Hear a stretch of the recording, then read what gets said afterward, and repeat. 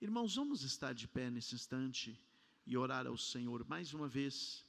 Logo em seguida, nós estaremos ouvindo a palavra do Senhor pelo nosso presbítero, irmão Samuel, estará nos trazendo a palavra de Deus nesta noite.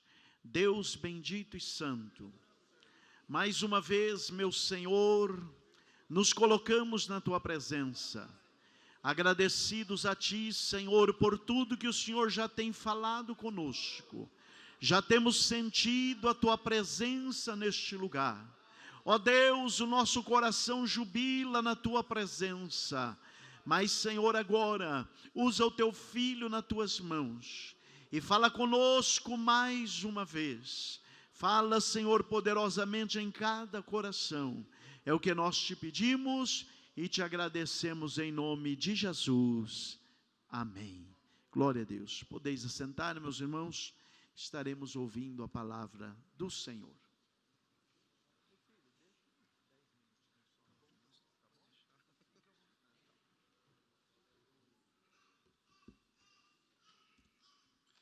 Paz do Senhor, irmãos. Amém. Glorifico a Deus por esta oportunidade que Ele nos concede de estarmos na casa do Senhor, prestando culto a Ele. Eu agradeço a Deus pela vida do nosso pastor Elias, que nos confiou esta oportunidade de falar um pouco da palavra de Deus. Quero convidar a igreja para ler um texto em Gênesis 24.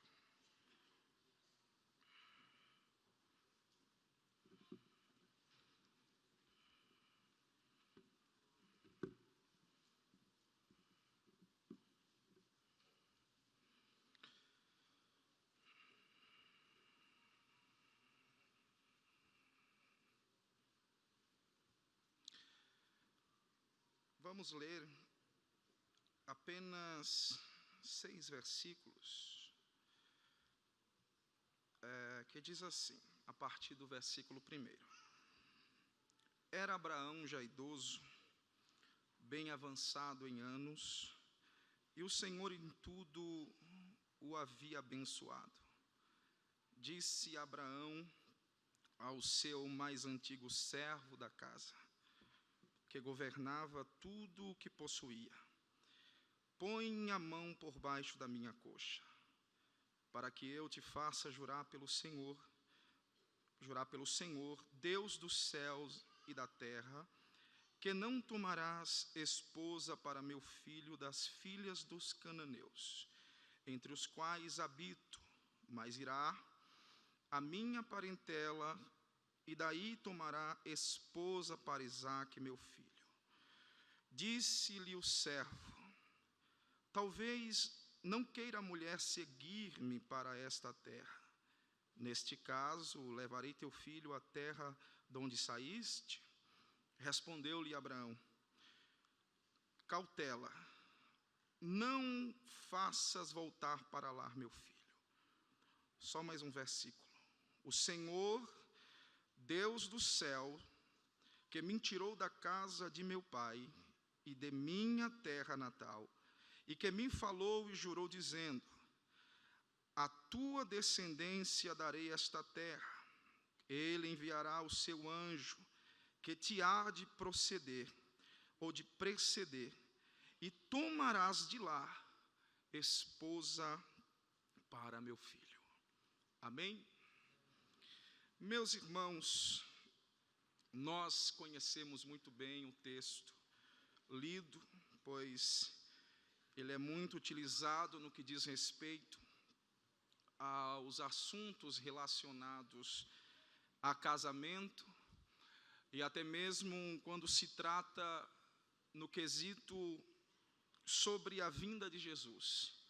Frequentemente nós vemos algumas pessoas interpretar o texto de forma simbólica, apresentando aqui a pessoa de Deus, do Espírito Santo, do Filho e da Igreja. Mas não é esse o objetivo da minha leitura aqui nesta noite. eu quero abordá-lo de uma outra forma. Antes de mais nada, dizer que na época de Abraão era comum o casamento entre pessoas consanguíneas.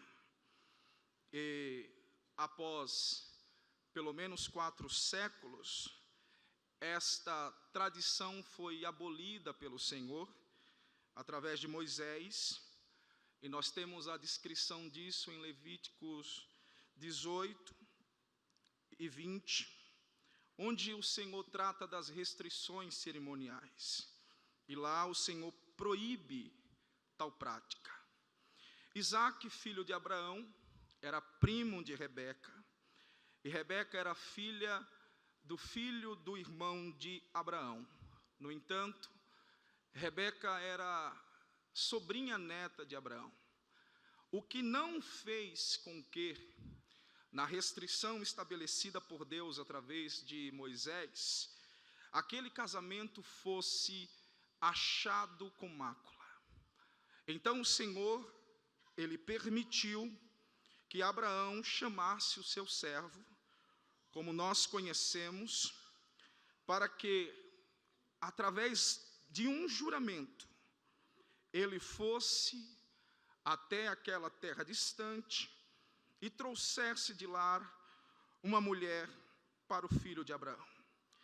Então nós vemos aqui, em primeiro momento, no versículo 1 do capítulo 24, que o texto diz que Abraão já era idoso e bem avançado em anos, e o Senhor em tudo havia abençoado Abraão.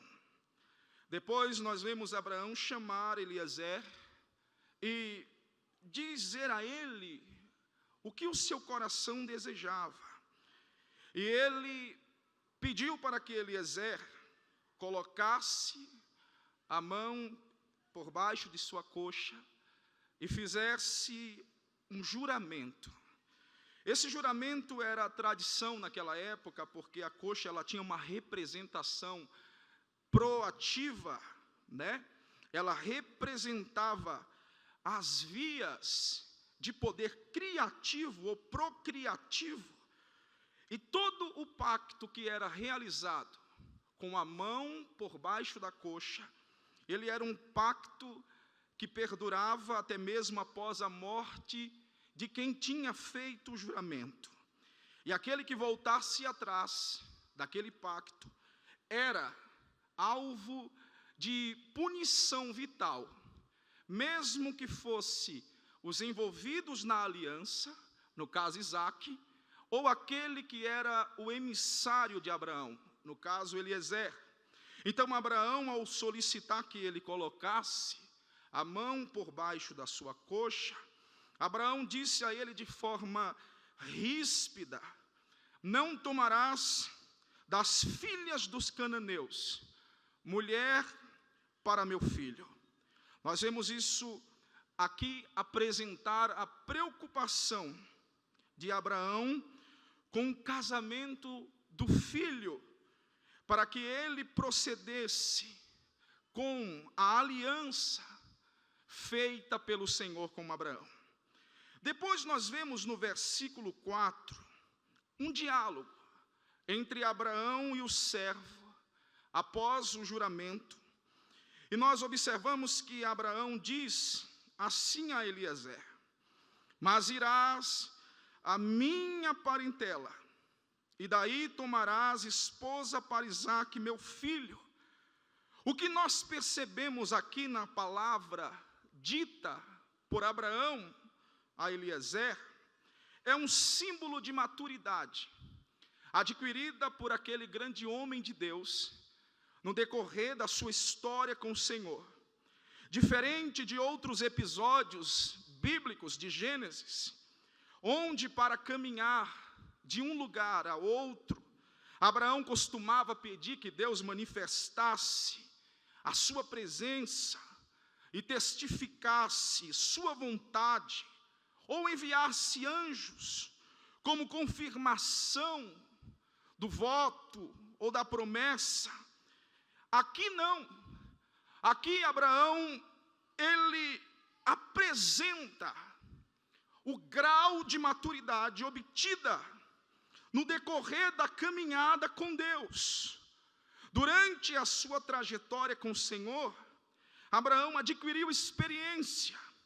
E aqui no momento dessa decisão, nós não vemos o texto falar que Deus apareceu a Abraão, que Deus enviou anjos para afirmar a Abraão a sua vontade, que Deus direcionou a Abraão no sentido revelacional.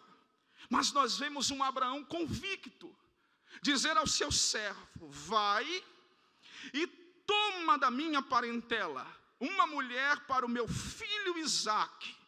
Abraão, ele é direcionado pelo sentido de dependência de Deus. O Abraão que fala aqui é um Abraão maduro, é um Abraão que fica com o que Deus tinha dito a ele no início, com o que Deus havia dito a ele no princípio. Todas as suas histórias, todas as suas experiências foram construídas, e Abraão aqui é um Abraão que sabe qual é a vontade de Deus, é um Abraão que está sob o direcionamento de Deus. O tempo que Abraão esteve ao lado do Senhor o fez discernir, e um tempo chegará na nossa vida que Deus não vai descer para falar para você qual é a vontade que Ele tem estabelecida. Haverá um tempo que Deus não vai precisar levantar profetas para te confirmar qual é a vontade dEle. Ele vai fazer você lembrar lá do princípio, e vai dizer: lembra das nossas experiências? Agora é momento de você depender disso e seguir em frente, porque você já tem a maturidade obtida. Abraão aqui é maduro, é diferente. E nós vemos a sequência disso quando chega no versículo 6, 7. 5, 6 e 7. O texto diz o seguinte: disse-lhe o servo: talvez não queira a mulher seguir-me para esta terra. Nesse caso, levarei eu, teu filho, à terra de onde saíste. Um porquê é levantado pelo servo Eliezer a questionar Abraão. E Abraão logo diz: olha, longe de você fazer isso. Não leve o meu filho para lá. Eu não quero que o meu filho volte para aquele lugar e case-se com uma mulher cananeia. Eu quero que você traga ela para cá. E se ela não quiser vir, o Senhor enviará o seu anjo. Aleluia. O que Abraão nos ensina aqui está com um paralelo no capítulo 16 de Gênesis. Nós vamos fazer um contraste com o Abraão do capítulo 16 e um Abraão do capítulo 24. No capítulo 16, nós temos Abraão e Sara, dois seres chamados com uma grande promessa de Deus na sua vida. Mas nós vemos ali também dois seres humanos que não refletem sobre as coisas de Deus, que não oram sobre as coisas de Deus, que não consulta Deus diante das suas decisões. No capítulo 16, nós encontramos um Abraão e uma Sara que querem dar um jeito para Deus estabelecer a sua vontade na vida deles. Eles tinham medo, no capítulo 16, da descontinuidade da promessa de Deus na vida deles. Eles tentaram colocar um ambiente onde Deus pudesse trabalhar. Eles quiseram criar a oportunidade para Deus derramar sobre eles a sua promessa, o estabelecimento da promessa, a concretização da promessa. Mas o Abraão do capítulo 24 é um Abraão experimentado em Deus. É um Abraão que não precisa colocar objetos e coisas e situações para que Deus cumpra a promessa, para ajudar Deus a trabalhar. Mas o Abraão do capítulo 24 é um Abraão que tem conexão com Deus. É um Abraão que sabe qual é a vontade de Deus. É um Abraão que sabe que existe uma promessa sobre a sua aliança e sobre a sua descendência.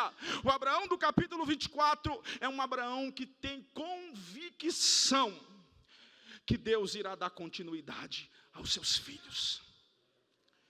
É um Abraão que sabe que Deus tem uma promessa a concretizar sem precisar dar jeito,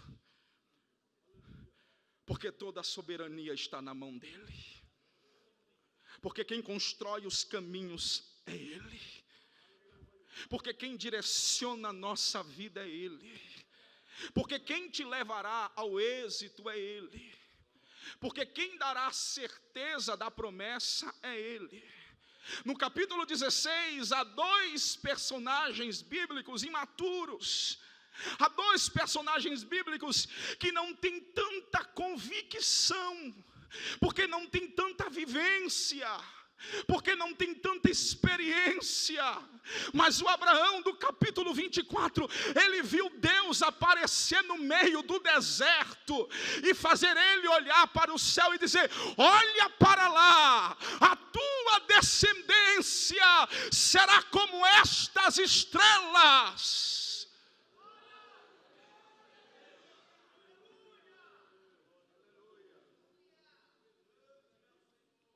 Deus tinha um pacto com Abraão, e Deus iria preservar a aliança.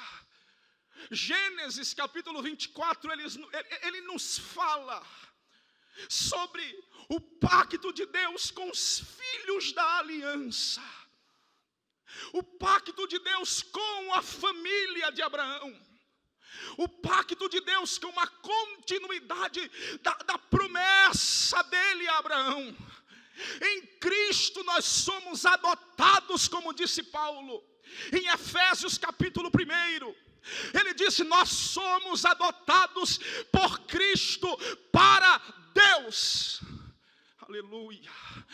Há uma promessa de continuidade de Deus sobre a tua família. Aleluia, aleluia, aleluia. E estes filhos da promessa não cairão por terra.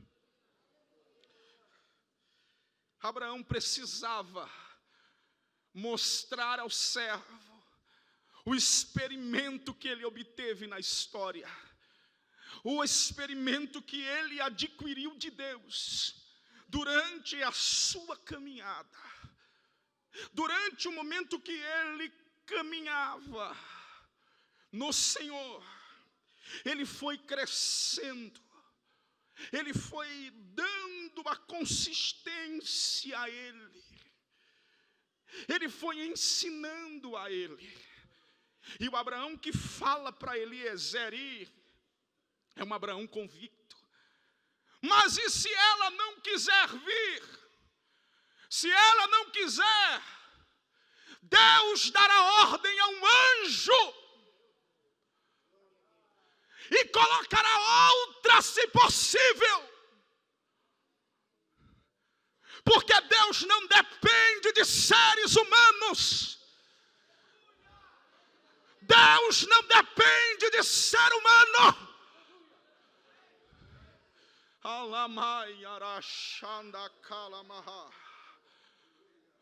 O que está em pauta aqui é a palavra de Deus. Se ela não quiser, Deus levanta outra.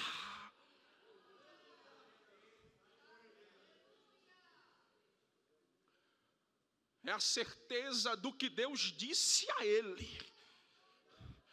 Quem apareceu para mim foi Deus. Quem falou comigo foi Deus. Quem disse que faria foi Deus. Quem disse que levaria foi Deus. E se Ele disse, a palavra não volta atrás. Aleluia. Mantenha esta palavra na tua vida hoje. Deus irá preservar pelos filhos da aliança na tua vida. Há uma palavra que foi dita lá no início da tua caminhada, e é com esta palavra que você está de pé hoje. E Ele está dizendo, a minha palavra não volta atrás. Permaneça.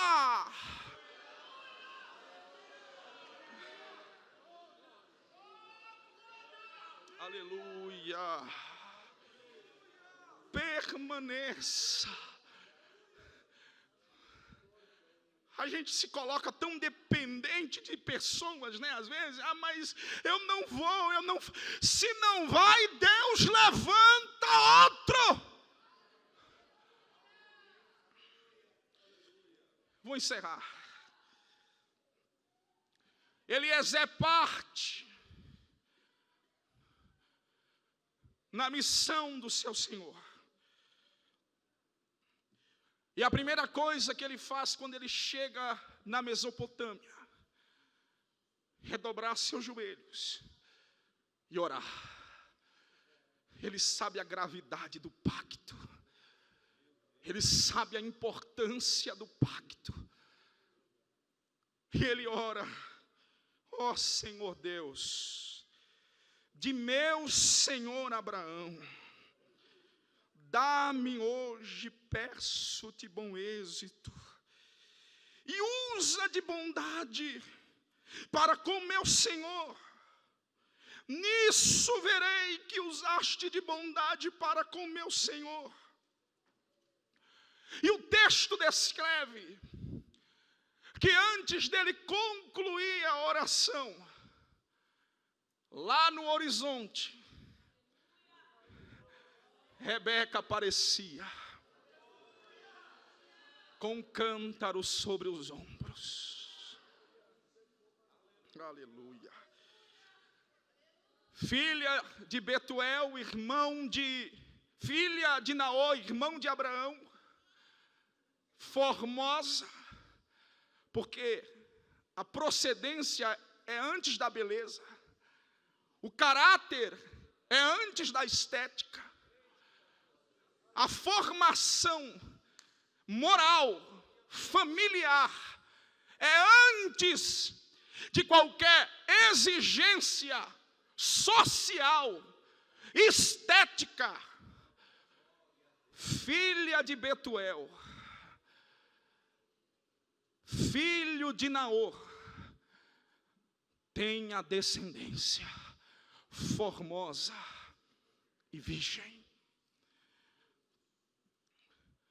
Duas coisas trouxeram êxito a Eliezer. Primeiro, a oração.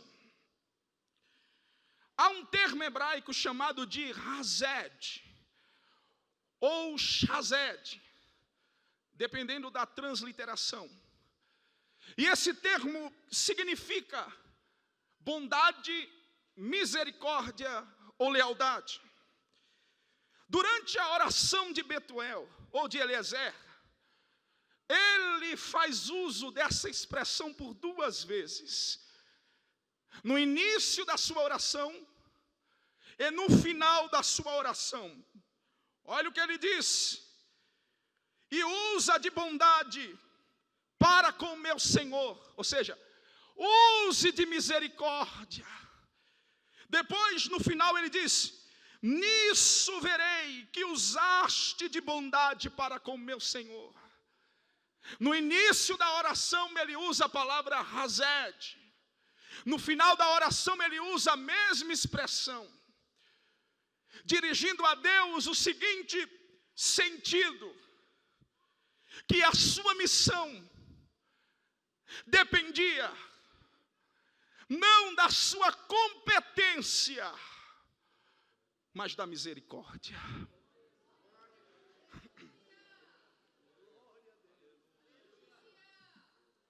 E segundo, da sua lealdade ao serviço.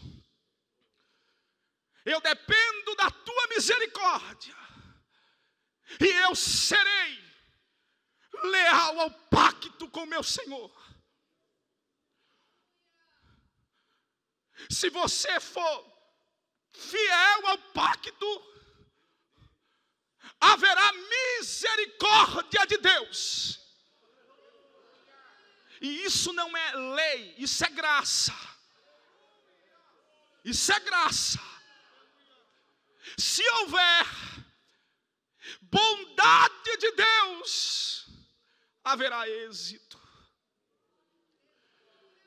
Este é o primeiro ponto que dá sucesso à missão de Eliezer, a oração. O segundo ponto, o cântaro sobre os ombros. Porque o cântaro sobre os ombros tem parte no êxito da busca de Eliezer. Se você observar, durante a sua oração, Eliezer usou as seguintes palavras: faze, pois, que a moça a quem eu disser, abaixa o cântaro para que eu beba, e ela responder, bebe, e também darei de beber aos teus camelos, esta será a escolhida. O cântaro era a exigência primaz, para que houvesse a concretização do pacto de Eliezer com Deus à beira daquele poço. Agora vamos observar uma coisa: Rebeca não tinha noção alguma que Subaí da fonte era a resposta da oração de alguém, e muito menos imaginava que o elemento chave era o cântaro. O serviço de Rebeca, a sua família, resultou na escolha de Deus a sua vida. Vou ao cântaro buscar água para minha família, buscar água para minha casa. O serviço que ela prestou aos seus resultou na escolha de Deus sobre a sua vida. A gente vê tanta gente, né? Encerro aqui. Às vezes, muitos adolescentes e jovens que se estribucham em casa, quando os pais pedem simplesmente para lavar um prato, uma louça, lava o prato. Aí ele faz, mãe, prato. Né? Parece chega a incha assim, ó.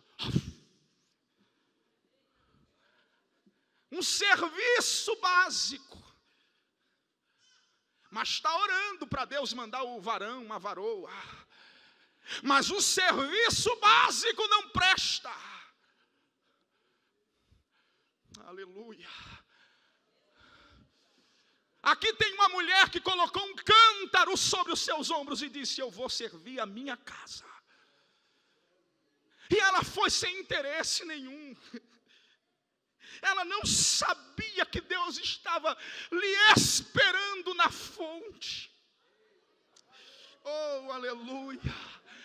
Porque é assim que acontece quando Deus quer cumprir os desígnios dele sobre a nossa vida. A gente vai onde a gente menos espera. A gente vai como se fosse um dia comum. A gente pega o ônibus como se fosse um transporte coletivo comum.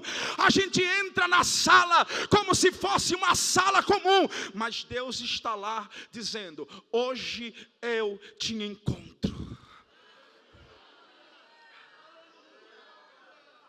Aleluia.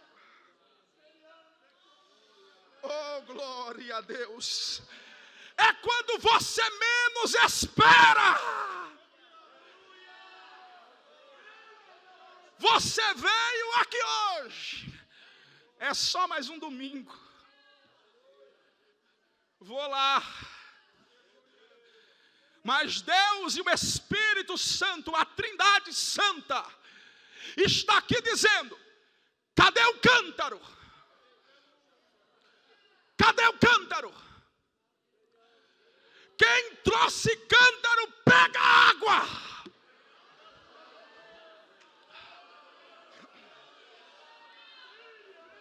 Aleluia. Porque aqueles que são respostas de oração, eles não andam sem depósitos de água. Aleluia.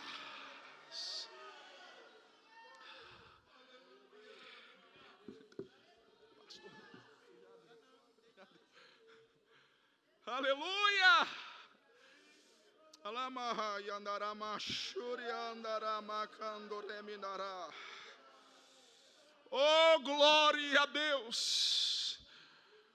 O elemento da escolha de Deus estava na misericórdia e em como Rebeca andava.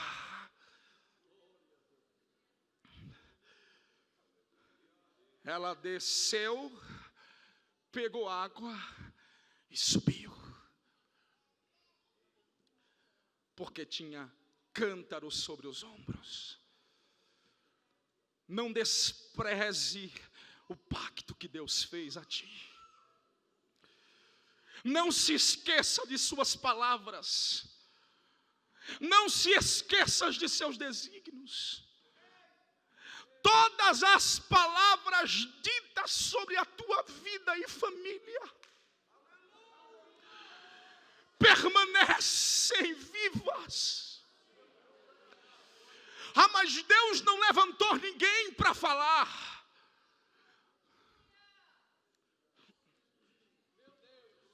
Deus não levantou ninguém para confirmar. Tem uma notícia. Esta palavra é infalível. E esta palavra que está sendo pregada hoje é Deus escrevendo em sua memória, em sua alma, todas as palavras ditas estão vivas. Aleluia. Sinta a confirmação no teu coração agora. Eu não sei como você tem caminhado, se tem sido de forma sem entendimento, ou até mesmo como se não tivesse mais certeza. Mas Deus diz: continua viva as palavras. Receba estas palavras no teu coração agora. Coloque a mão no seu coração, por favor. Eu sei que lá não é a tua alma está em outro lugar, que Deus sabe onde é. Mas como representação disto, eu quero que o Senhor, através das tuas mãos, passe uma inscrição sobre você, dizendo: meu filho, caminhe. O que eu disse há 15 anos atrás ainda está de pé. O que eu disse há 10 está de pé também.